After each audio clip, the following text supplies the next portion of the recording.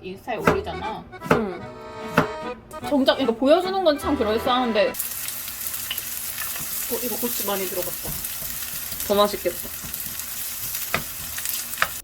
일단 독립을 했는데 원래 작업실을 꾸미려고 이렇게 칠도 다 하고 가구도 드리고 세팅을 했는데 이게 하자가 생겨가지고 여름만 되면 벽에서 물이 줄줄 흘러. 그래갖고 내가 어떻게 된 일이지? 공사를 시공한 사람들도 오더니 무슨 일인지 모르겠냐고 도망쳤어. 그래서 연락을 피해. 그리고 집주인도 내가 몇 천만 원을 들여서 리모델링을 부탁한 건데 내가 이런 것까지 스트레스 받아야 되냐면서 연락을 두절했거든. 그러니까 난 사실 독립을 할 때 프리랜서로 근무를 하기 때문에 작업실이 좀 중요했고, 그래서 작업실이 같이 잘린 자취방을 구했고, 근데 자취방을 역할은 물론이고 작업실도 이렇게 열악하니까 이번에 9월달이 계약 만료야. 근데 집주인이 건물을 팔려고 내놔가지고 독립은 했지만 빨리 다른 집을 알아봐야 되는 상황? 그런 상황? 굉장히 암울한 상황? 내가 조건을 말하는 게 참 의미가 있나 싶긴 하지만 배부른 소리 한다라고 할 수도 있지만 원룸이 싫어. 당연한 거야. 그러니까 나는 아니 1억 5천 들고 응. 투룸 구하는 게 왜 뜬구름 잡는 소리가 돼버렸죠? 작업실에 누수랑 곰팡이 문제로 너무 고민을 응. 많이 했기 때문에 반지하가 싫어. 그리고 난 사실 내가 1억 5천이라는 거는 대출 1억 끼고 내 돈 5천만 원 끼고가 부동산 아저씨들이 그런다? 이 돈 갖고 있으면 못 구한다고? 근데 적은 돈이긴 하지만 나한테는 전부야. 근데 나는 내 전부를 내놓고 반지 하나 원룸에 살고 싶진 않은 거야. 나는 신축 작은 집에 가느니 좀 구축이어도 좀 넓은 집에 간다라는 생각이 좀 확고했어. 내가 고쳐서 쓰면 되지, 내가 셀프 리모델링 하면 되지, 그런 게 있었거든. 사회주택이라든가 청년주택이 좀 부정적이었던 게 안 싸더라고.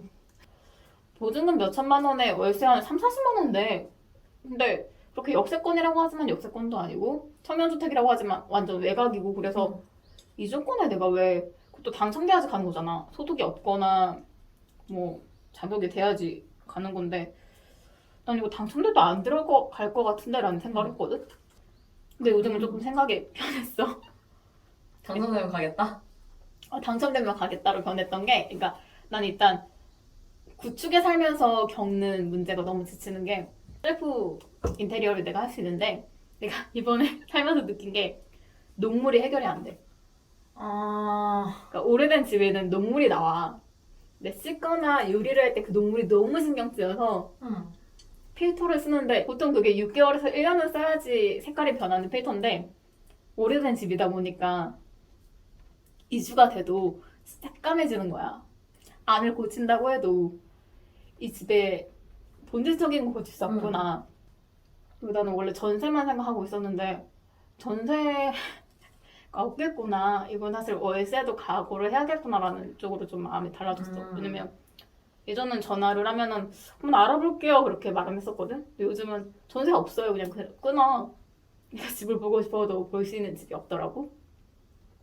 그 싱크대랑 세면대도 없는 집이 많더라고. 맞아. 다행히도 나는 중간에 좀 조율을 해서 그건 설치하고 들어갔는데, 난 진짜 옵션은 바라지도 않아. 그리고 옵션으로 있는 가구들이 너무 열악하고 냄새가 나서 솔직히 말하면 쓰고 싶지도 않아.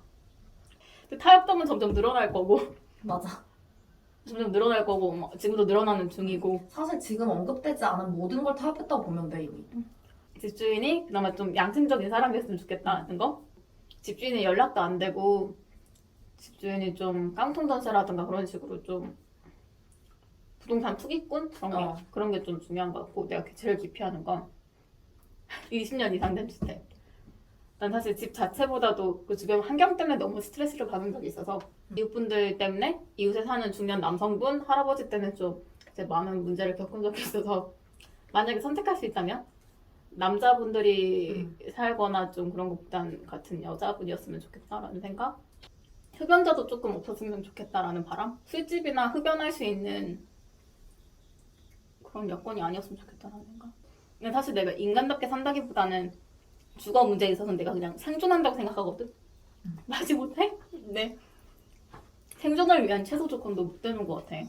물론 지금 양보했어. 지금 다 양보한 상태지? 양보했지.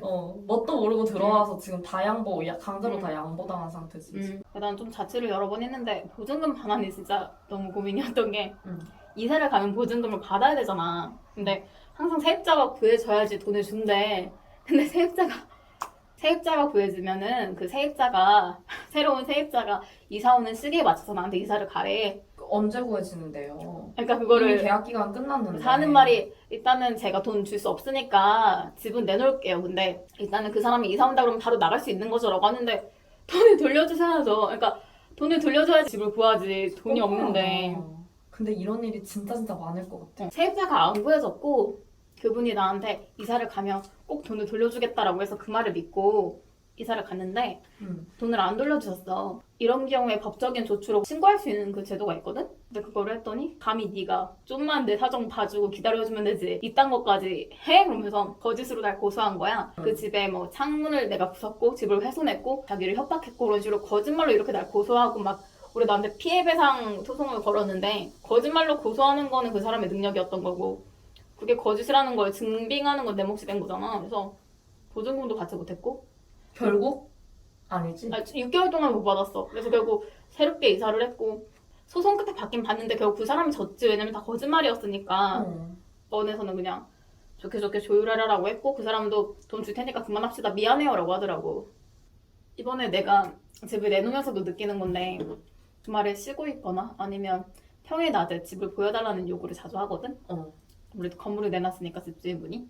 근데 아무래도 일을 하고 있거나 바깥에 외부 일정이 있는 경우에는 미리 한 3일 전, 이틀 전에만 약속을 잡아주세요라고 요청을 드렸는데 그냥 당일날 막 30분 전에 전화해가지고 집 보러 가도 돼요라고 하는데 집은 나한테 편안한 공간이잖아. 내가 약간 좀 널브러져 있을 수도 있고 집안이 엉망일 수도 있고 보여줘야 돼 라는 그런 의무로 세팅을 하고 있는 상태가 아니니까 그래서 가끔은 안 된다고 거절할 때도 있고 죄송하지만 몸 상태가 안 좋아서 안 된다 외출을 해 있어서 안 된다 바뀌다 이렇게 거절을 하는데 그럴 때마다 듣는 말이 비밀번호 알려주세요 그러거든. 내가 없는 집에 비밀번호를 알려주고 타인에 드린다는 게 불안하잖아. 그러니까. 그리고 아직까지 우리의 계약 기간이잖아. 일단은 아직은 내가 지금 응.